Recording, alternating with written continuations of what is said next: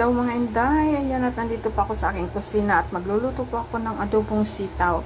Ang baboy po, spare ribs po yan, ay pinakuluan ko muna, pinalambot ko muna siya.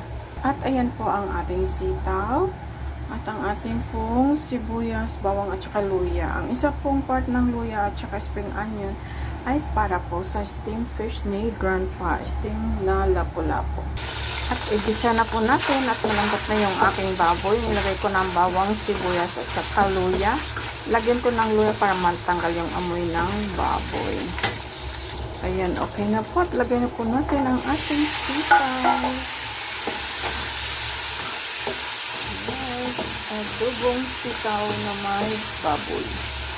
Tagal na po akong hindi nakakain ng baboy, kaya kakain po tayo ngayon. At nilagyan ko na rin po yan ng paminta, konting asukal at konting chicken powder. Ngayon po ay lalagyan na po natin ng konting toyo.